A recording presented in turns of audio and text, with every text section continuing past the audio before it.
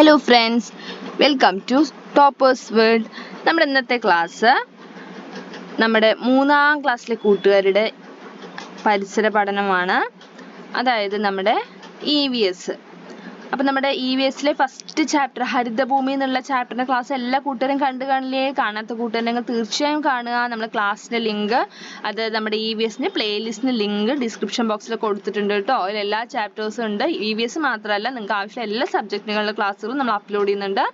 അപ്പം നമ്മളിന്ന് ചെയ്യാൻ പോകുന്നത് നമ്മുടെ ഫസ്റ്റ് ചാപ്റ്റർ ഹരിതഭൂമി എന്നുള്ള ചാപ്റ്ററിൻ്റെ മോഡൽ ക്വസ്റ്റ്യൻസ് ആണ്. നമുക്ക് യൂണിറ്റ് ടെസ്റ്റിന് അല്ലെങ്കിൽ ക്ലാസ് ടെസ്റ്റിലൊക്കെ ചോദിക്കാൻ സാധ്യതയില്ല. അതേപോലെ നമ്മുടെ ഇനി വരാൻ പോകുന്ന ക്വാർട്ടർലി എക്സാം ഓണപരീക്ഷയ്ക്കൊക്കെ ചോദിക്കാൻ സാധ്യതയുള്ള ചോദ്യങ്ങൾ ഉൾപ്പെടുത്തിയിട്ടുള്ള ഒരു ക്ലാസ് ആണ് കേട്ടോ നമ്മളിന്ന് ചെയ്യാൻ പോകുന്നത്. അപ്പം നമുക്ക് ക്ലാസ് സ്റ്റാർട്ട് ചെയ്യാം.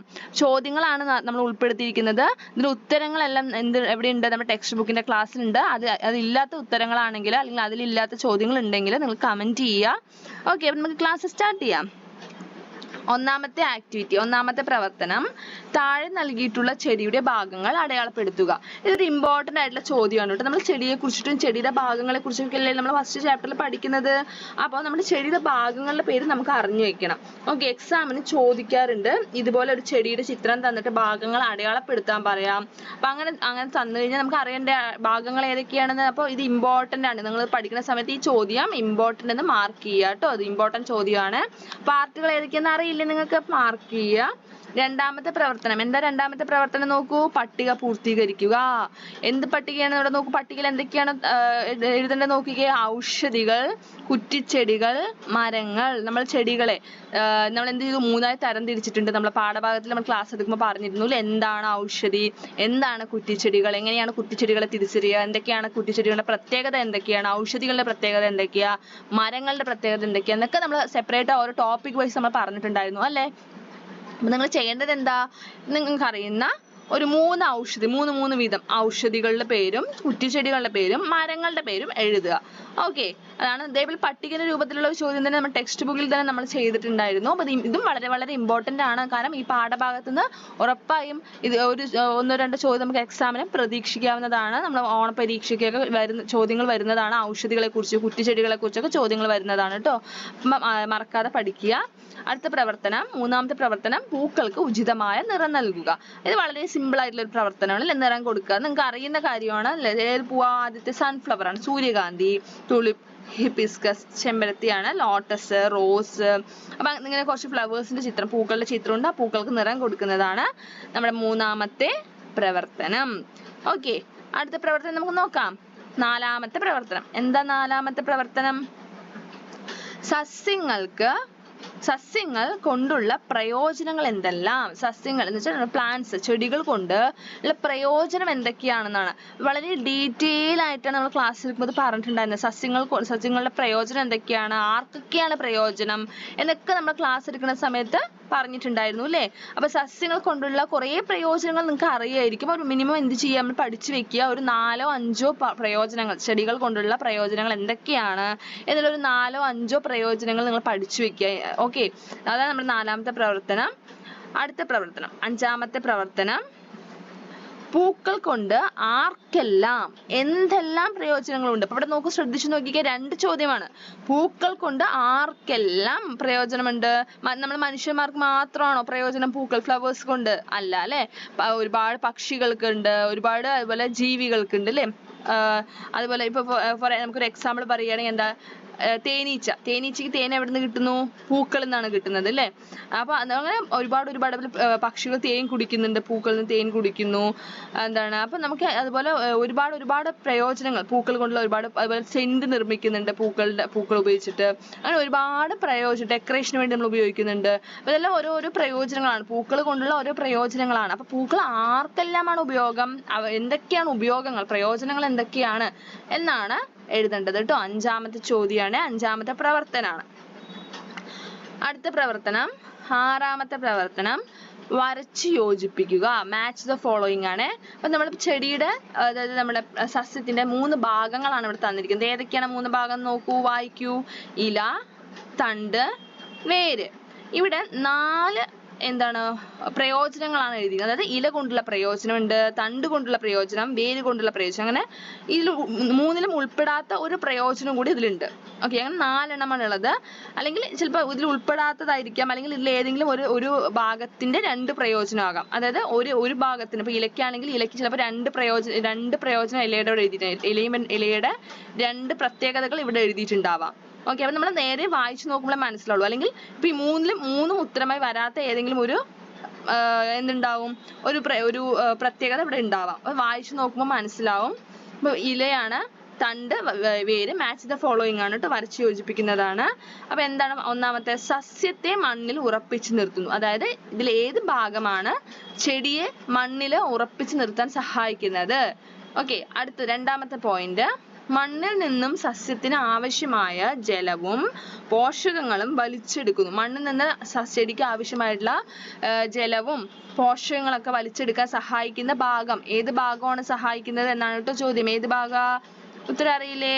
അപ്പൊ അത് വരച്ച് യോജിപ്പിക്കുക. അടുത്ത മൂന്നാമത്തത്, വേര് വലിച്ചെടുക്കുന്ന ജലവും പോഷകങ്ങളും ഇലകളിൽ എത്തിക്കുന്നു. ഇലകളിൽ എത്തിക്കുന്നത് ഇതിൽ ഏത് ഭാഗമാണ്? അതെന്ത് ചെയ്യാ? മാച്ച് ചെയ്യുക. അടുത്തത്, സസ്യത്തിന് ആവശ്യമായ ആഹാരം നിർമ്മിക്കുന്നു. സസ്യത്തിന് ആവശ്യമായിട്ടുള്ള ആഹാരം നിർമ്മിക്കുന്നത് ഏത് ഭാഗമാണ്? അതെന്ത് ചെയ്യുക? മാച്ച് ചെയ്യുക. അപ്പോൾ ഇതിൽ ഏതോ ഒരു ഭാഗത്തിന്റെ 2 പ്രത്യേകതകൾ ഇവിടെ ഉൾപ്പെടുത്തിയിട്ടുണ്ട് അല്ലേ? അപ്പൊ എന്ത് ചെയ്യണം? ഏതോ ഒരു ഭാഗത്തിന് രണ്ട് പ്രത്യേകതകൾ ഇവിടെ വരുന്നുണ്ട്. കറക്റ്റ് ആയിട്ട് എന്ത് ചെയ്യുക? മാച്ച് ചെയ്യുക. അടുത്തത് 7ാമത്തെ പ്രവർത്തനം, തന്നിരിക്കുന്ന ചിത്രത്തിലെ ഇലകളുടെ സവിശേഷതകൾ എന്തൊക്കെയാണ്? ഇലകളിലെ വ്യത്യാസങ്ങൾ എന്തൊക്കെയാണ്? അപ്പൊ തന്നിരിക്കുന്ന ഇലകളിലെ എന്താ എഴുതേണ്ടത്? പ്രത്യേകതകൾ, സവിശേഷതകൾ എന്തൊക്കെയാണ്, ഏതൊക്കെ തരത്തിലുള്ള ഇലകളാണ്, ആ ഇലകളിൽ ഓരോ ഇലകൾ തമ്മിലുള്ള വ്യത്യാസങ്ങൾ എന്തൊക്കെയാണെന്നാണ് നമ്മുടെ 7ാമത്തെ പ്രവർത്തനത്തിൽ എഴുതേണ്ടത്. അപ്പൊ നമ്മൾ 2 തരത്തിലുള്ള ഇലകളെ കുറിച്ച്, നമ്മൾ ഇലകളുടെ പ്രത്യേകതകളെ കുറിച്ചൊക്കെ നമ്മൾ പഠിക്കുന്നുണ്ട് അല്ലെ, ചെടി നമ്മുടെ ഫസ്റ്റ് ചാപ്റ്ററിൽ. അപ്പൊ ഏതൊക്കെ തരത്തിലുള്ള ഇലകളാണ്, ഈ ഇലകളുടെ പ്രത്യേകതകൾ എന്തൊക്കെയാണൊക്കെ നമ്മൾ പറയുന്നത്, ക്ലാസ് എടുക്കുമ്പോൾ പറഞ്ഞിട്ടുണ്ടായിരുന്നു. അപ്പൊ ഇതാണ് നമ്മുടെ 7ാമത്തെ പ്രവർത്തനം. അടുത്ത നമ്മുടെ 8ാമത്തെ പ്രവർത്തനം, പട്ടികപ്പെടുത്തുക. എന്താ പട്ടികപ്പെടുത്തേണ്ടത്? ഇവിടെ കുറച്ച് പഴങ്ങളുടെ പേരുണ്ട് അല്ലെ, ഫലങ്ങളുടെ പേരാണ് ആണോ തന്നിരിക്കുന്നത്? അല്ല, കുറച്ച് എന്താണ് സസ്യങ്ങളുടെ പേര് ഇവിടെ കൊടുത്തിട്ടുണ്ട്. അപ്പൊ നമുക്കത് വായിച്ചു നോക്കാം. ആദ്യം, പപ്പായ, പേരയ്ക്ക, തണ്ണിമത്തൻ, ചക്ക, മാങ്ങ, ഉരുളക്കിഴങ്ങ്, കറിവേപ്പില, ശീമച്ചക്ക, ചേമ്പ്, ചേന, റോസ്, ചെമ്പരത്തി, ചെത്തി, ഇലമുളച്ച്, കറ്റാർവാഴ. ഈ തന്നിരിക്കുന്ന സസ്യങ്ങളെ തരംതിരിക്കുകയാണ് ചെയ്യേണ്ടത്. എങ്ങനെ തരംതിരിക്കേണ്ടത്? വിത്ത് മുളച്ചുണ്ടാകുന്ന സസ്യങ്ങൾ. അതായത് ഇപ്പൊ ഫോർ എക്സാമ്പിൾ പറയുകയാണെങ്കിൽ പപ്പായ, നിങ്ങൾ എല്ലാവരും കണ്ടു കാണും അല്ലേ, പപ്പായ ഫ്രൂട്ട് കഴിച്ചിട്ടുണ്ടാകുമല്ലോ പപ്പായ. അപ്പൊ പപ്പായ നമുക്ക് പുതിയൊരു പ്ലാന്റ് ഉണ്ടാവുന്നത് എങ്ങനെയാ? ചെടി ഉണ്ടാകുന്ന പപ്പായയുടെ ഉള്ളിലുള്ള ആ വിത്ത്, അല്ലെങ്കിൽ ആ കുരുവിൽ നിന്നാണ്, അല്ലെങ്കിൽ ആ വിത്തിൽ നിന്നാണ്, ആ സീഡിൽ നിന്നാണ് എന്തുണ്ടാവുന്നത്? പുതിയൊരു ചെടി ഉണ്ടാവുന്നത് അല്ലെ, പപ്പായ ചെടി ഉണ്ടാവുന്നത്. അതുപോലെ വിത്ത് മുളച്ചുണ്ടാകുന്ന സസ്യങ്ങളെല്ലാം ഇവിടെ എഴുതണം. വേരിൽ നിന്ന് മുളച്ചുണ്ടാവുന്ന സാധ്യത, ഒരു ചെടിയുടെ വേരിൽ നിന്ന് മുളച്ച് പുതിയൊരു ചെടി ഉണ്ടാവും, അങ്ങനെയുള്ള സസ്യങ്ങൾ ഇവിടെ എഴുതുക. ഈ തന്നിരിക്കുന്നതിൽ കേട്ടോ. അത് തണ്ട് മുളച്ചുണ്ടാകുന്ന സസ്യങ്ങൾ എഴുതുക. ഫോർ എക്സാമ്പിൾ എന്ത് പറയാൻ പറ്റും? എന്താണ്? റോസ് അല്ലെ, റോസ് എങ്ങനെയാ? തണ്ട് മുറിച്ച് നമ്മൾ കുത്തിക്കഴിഞ്ഞാൽ പുതിയ പ്ലാന്റ് ഉണ്ടാവുകയാണ് ചെയ്യുക അല്ലെ. അതുപോലെ ഇല മുളച്ചുണ്ടാകുന്ന സസ്യങ്ങൾ എന്ത് ചെയ്യുക? ഇവിടെ എഴുതുക. ഓക്കെ, ഇതും അതേപോലെ മാർക്ക് ചെയ്ത് പഠിക്കുക. വളരെ വളരെ ഇമ്പോർട്ടന്റ് ആയിട്ട് കഴിഞ്ഞ എക്സാമിന് ചോദിച്ചിട്ടുള്ള ഒരു ചോദ്യമാണ് ഇതുപോലെ പട്ടികപ്പെടുത്തുന്നത്. ഇത് വളരെ ഇമ്പോർട്ടന്റ് ആയിട്ടുള്ള ചോദ്യമാണ്. നമ്മുടെ 8ാമത്തെ പ്രവർത്തനം എന്ന് പറയുന്നത് എക്സാമിന്, നമ്മുടെ ഓൺ എക്സാമിന് ചോദിക്കാൻ സാധ്യതയുള്ള ചോദ്യമാണ്. അടുത്തത് 9ാമത്തെ പ്രവർത്തനം, ജലത്തിൽ വളരുന്ന 5 സസ്യങ്ങളുടെ പേരുകൾ എഴുതുക. അതായത് ജലസസ്യങ്ങളുടെ പേരാണ് എഴുതുന്നത്. ഏതെങ്കിലും നിങ്ങൾക്ക് അറിയുന്ന ജലത്തിൽ വളരുന്ന ഒരുപാട് സസ്യങ്ങളുണ്ട് അല്ലെ, നിങ്ങൾക്ക് അറിയുന്ന ഏതെങ്കിലും വെള്ളത്തിലിട്ടാൽ അഴുകി പോകാതെ അതായത് വെള്ളത്തിലിട്ടാൽ വളരുന്ന ചെടികൾ ഏതൊക്കെയാണ്, അങ്ങനെയുള്ള ജലസസ്യങ്ങൾ 5 ജലസസ്യങ്ങളുടെ പേരെഴുതുക. അടുത്ത 10ാമത്തെ പ്രവർത്തനം എന്താ? 10ാമത്തെ പ്രവർത്തനം, നിങ്ങൾക്ക് അറിയാവുന്ന 5 മരങ്ങളുടെ പേര്. വളരെ വളരെ സിമ്പിൾ ആയിട്ടുള്ള ഒരു ചോദ്യമാണ് അല്ലെ. നിങ്ങൾക്ക് അറിയുന്ന 5 മരങ്ങളുടെ പേര് എഴുതുക. മരങ്ങളുടെ പേര് അറിയാത്ത ആരും തന്നെ ഉണ്ടാവില്ല. നമ്മൾ ഒരുപാട് മരങ്ങൾ നമ്മൾ കാണുന്നുണ്ട്, നമുക്ക് അറിയുന്നുണ്ട്, നമുക്ക് അറിയാവുന്നതാണ് പേരുകൾ. അപ്പൊ ഏതെങ്കിലും നിങ്ങൾക്ക് അറിയുന്ന 5 മരങ്ങളുടെ പേര് എഴുതുന്നതാണ് നമ്മുടെ 10ാമത്തെ പ്രവർത്തനം.